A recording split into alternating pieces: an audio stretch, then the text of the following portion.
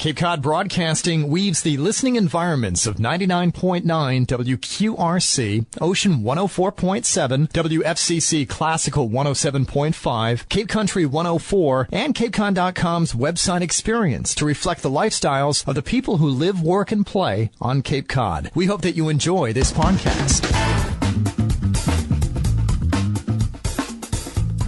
I'm Matt McCarthy, and this is Sunday Journal. We're here in studio with Cedric Cromwell. He's the chairman of the Mashpee Wampanoag tribe, and this is an exciting time for the tribe as they are preparing to open their new government community center building next week on Great Neck South in Mashpee. First of all, Cedric, thank you so much for coming in and joining us this morning on Sunday Journal. Good morning, Matt. How are you? Glad to be here. I'm doing well, thank you. Glad to have you as well. Starting off with the center, I'm curious what the purpose of the new center that you're building and now completing and ready to open. I'm curious what the purpose of the center will be. Well, Matt, it's very purposeful.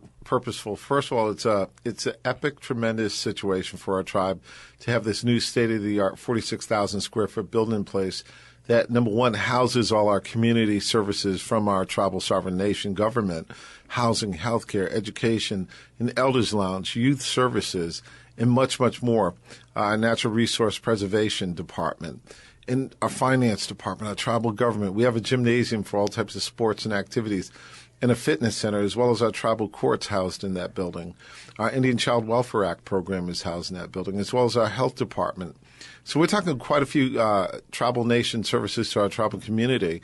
And when you look at this building, it represents, today and tomorrow. We still live here. We still remain on our tribal sovereign land. And now we have the state-of-the-art building that we can actually invite friends into, guests into, as we meet with local officials, state officials, federal officials, and different agencies that we collaborate with on services to our people. Now, this is a unique-looking building, and I'll get into that in a second, but I just wanted to talk about the process to go about building this center, and I'm curious how it started and how you got from point A to point B, which is next week with the opening.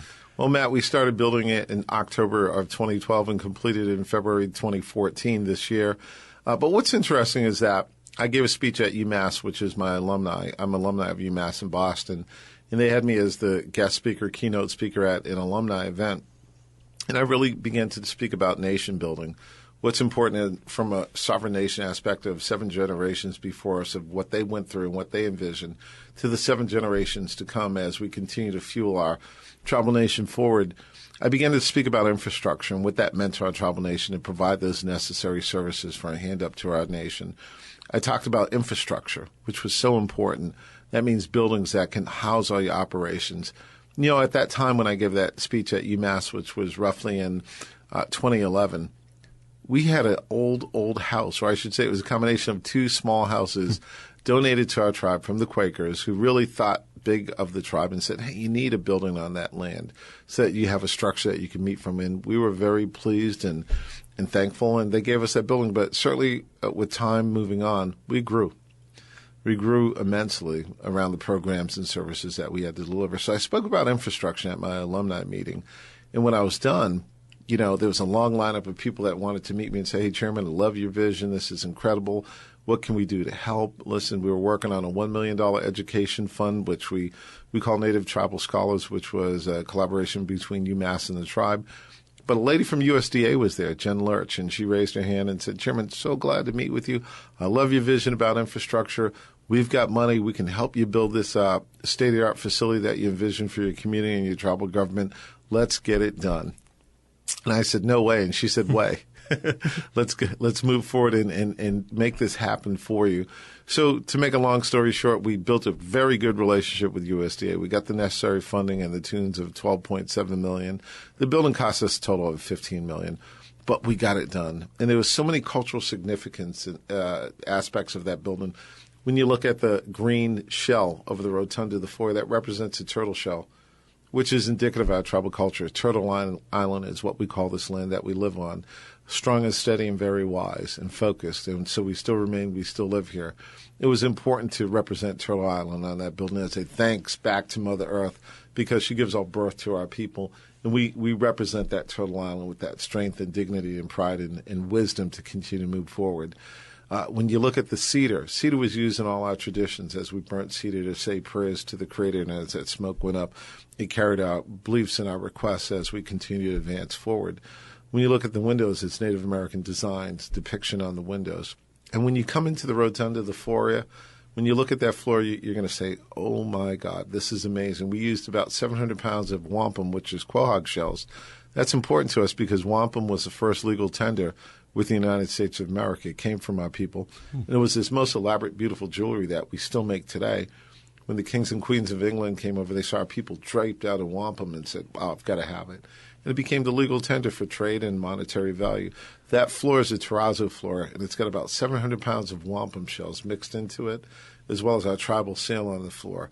It is breathtaking, and it's so amazing, and it's our emblem, it's our brand, if you will. So when you think about these cultural representations within the building, there will be more cultural artwork. We depict the tribal Mashpee River within the building with running water. We're going to make that very nice looking as well.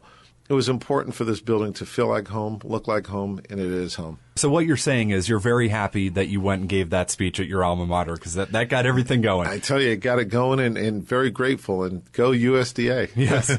So very cultural, this building, and that's something you must be very excited about. So this is a building that you envision long-term being such a big part of the tribe and of your community. This building kicks off our vision of 7 generations to come.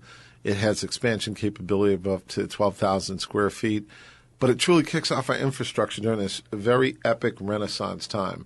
The rebuilding of our nation, the forward thinking of our nation, the growth of our nation, the infrastructure that we have this beautiful state-of-the-art building that is the hub, the nucleus of our tribal nation where our tribal members can come and meet and have social events. We have the Elders Lounge where the elders meet every day in there and they have food and they convene. Elders are so important for us as well as youth services and language services. It's got the cultural community aspects of it as well as the government program service and delivery.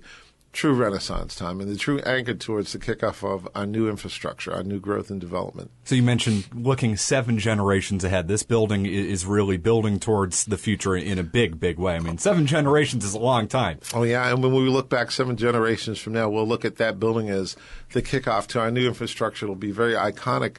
And from that, we'll see more infrastructure in place, like our housing development for our elders, which will be state-of-the-art, and more community government infrastructure buildings so that we ensure that we have the sizable right footprint for our service delivery and for our nation. Now, how much did the project cost overall? $15 million total, $12.7 from direct funded for construction from USDA. And then the rest came from the tribe? From the tribe. I'm curious if you could expound on what the center will be used for overall. You've kind of touched on it a little bit. I'm wondering if you could go even more into detail as to what this can provide to the tribe. Well, it's a community government center, and I think the first foundation of that statement of the name of the building, community. And so it unifies the community around all the necessary social aspects, cultural aspects when we talk about language, when we talk about intertribal socials, when we talk about all our crafts and artwork, when we talk about our elders who are the foundation of our community. Being able to convene, come together as a Mashpee Wampanoag tribal nation, and do those important cultural and social aspects of what's really important to us, what really depicts us, what really keeps us unified. It's speaking our language and being who we are, and being confident around our identity and being there and remaining there and doing those things. When we talk about government, we're a federal sovereign nation. And, as being the head of state, it houses our tribal government offices, and it provides a space and a location for our tribal government service delivery program. So we have the housing department there. Very important to us as they provide the necessary housing needs and services for our people. We've got our health department there that works with Indian Health Services and ensures that we have the right type of health service models. And we're also working with the federal government, Secretary Sebelius under Obama, to ensure that we get the right health and human services funding and services and support to our nation. We talk about our tribal language, which is so important. We have classrooms in that building that we're actually providing tutorial services in the various concentrations in school, but also educational services and language programs right there. So it's taught by us, it's shared by us, and it's learned by us. And so that's important when you talk about the growth and development of the community. And we have our own finance department there, which is important because everything costs money. We need to ensure that we have our finance, our general ledgers, our P&Ls, everything managed. We talk about our natural resources department, very important to us. We have our shellfish farm. out in Pompanesett Bay, and our team is right there in the building. And we have our cultural preservation team. We have our Indian Child Welfare Act team. And it keeps moving forward with all the necessary departments, our buildings and grounds, and our maintenance teams. It's exciting, and it's an epic moment where we have everyone under one roof providing all these services, as well as the social community aspect of it. This building really sounds like a hub for everything. As you mentioned, you've got the governmental aspect, you've got the health aspect, the education aspect. So really everything, as you said, under one roof. We're talking with Cedric Cromwell. He's the chairman of the Mashpee Wampanoag Tribe. Last night, you held your 18th annual Mashpee Wampanoag Tribe Ball. This is a big event that you hold every year. I'm wondering if you could just talk a little bit about the history of this event and what it means to your tribe as a whole. It was started by, Paul Peters and Marie Stone, who are tribe members. It was a thought around, hey, we have to have a special night where we can bring our tribal members out, come out, and a lot of it started out where folks wear their traditional tribal regalia. Folks come out in either native tribal regalia or suits or gowns and dresses and what have you. And it was a night for everyone to look pretty beautiful, but celebrate our tribal nation with specific awards. One was the Usa Meekwin Award. Usa means yellow, and Meekwin means feather. Chief Yellowfeather was the great Massasoit, that statue that you see around Plymouth and what have you, depicting the great leader of the Mashpee Wampanoag people. And so Usa Meekwin was a great leader that championed Mashpee Wampanoag and all Wampanoag tribal territory needs and concerns with the British. It was a true leader. So we give out that award to someone within the tribal nation that depicts those values. We also have the Lou Gurwitz Award. He was a lawyer that helped us in the 70s with the land claim settlement and, he, fought for tribal rights and believed in tribal rights with the Mashpee Wampanoag tribe. And, he didn't get rich of us. He didn't get rich off of us. He worked for us, and he really helped us out. And we look at him as a very important person. He had a lot of spirit. So we give that to somebody that probably is not a tribal member. It could be a tribal member, but to somebody that's not a tribal member, that's really close to the community. That's really stood by us and helped us out. We have the Tribal Leadership Business Award. And that's very important to us as well, because there's tribal members that are entrepreneurs that are out there working very hard to build sustainable businesses as well as provide services. And they clearly represent the tribe in such a great way, and we're excited about them. So we have that award. And then finally, it's the Alice May Lopez Award for Advocacy. Alice was an important lady in our tribe. She started a housing program services. She fatally passed away a couple of years ago at the very young age of 50.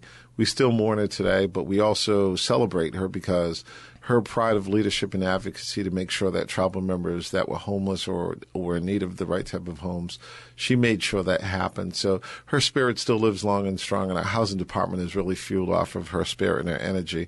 When you culminate these awards, it really represents true fabric of our tribal community and the essence of who we are and what we look at to these awardees and how we champion our neighborhood, our community, our friends and neighbors to grow in that spirit and in that way. Now, this is the 18th year that you've done it. I'm assuming it's gotten bigger as the years have gone on.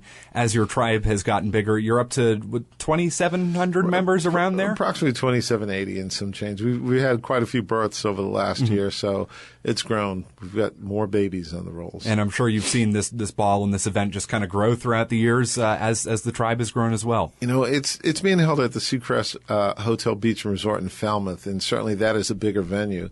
We were sold out last year. First year there, and we are going to be sold out. We have a lot of sponsorship from a lot of companies and vendors that work for the tribe, and we really let people know about the support that they've given us to help us with that venue. It's an amazing event. It all kicks off with ceremony and prayer and some traditional tribal drumming. Obviously, I give a speech to talk about what the essence of this ball means. And this year's theme is our new beginnings, and the revenue that we create from this ball will go towards building a new children's playground over at the new Community Government Center. And that's important for us to have a place for children to go where they can be safe and have fun and just be a child and, have some oversight from our tribal community. So what a better way to celebrate the ball with our new beginnings, brand new government center. And there's a lot of new things that I'm sure I'll come back and talk with you about with land into trust and compacts moving forward. But it celebrates our new beginnings. And that also supports our theme around 7 generations to come. because we're building for that future. Well, I'm sure we'll make sure to talk about what you have going on here in the future. How are some other ways that our listeners could get connected with the tribe and what you have going on? Because you're certainly busy. We can tell that. Well, Matt, listening to your radio show is one of them. Thank you for that plug. Much appreciated. He didn't pay me for that either. But I do mean that. This show is very important. Other shows that we have that gives us an opportunity to talk about and share what we're doing as a community. You know, our annual Mashpee Wampanoag powwow is so important to us, and that's the 4th of July weekend, 4th, 5th, and 6th, open to the public at the Barnstable County Fairgrounds. And that's really amazing sights and sounds, tradition, food, and culture of the Mashpee Wampanoag tribal nation and Indian country as a whole. We have our youth sobriety powwow where we invite the entire community. And, you know, just come by our community government building, come into the grand opening, coming by, stopping, chatting with us is so important. And our tribal website is very important as well. We share a lot of information about our tribal community on that website. Well, Cedric Cromwell is the chairman of the Mashpee Wampanoag tribe. They are opening their new government center community building next week. Thank you so much for joining us here on Sunday Journal. We can't thank you enough for coming in this morning and spending some time with us. My name is Matt McCarthy, and this is Sunday Journal. This podcast is a presentation of Cape Cod Broadcasting, which is solely responsible for its content. Thank you for listening. For more information, please visit us at capecodbroadcasting.com.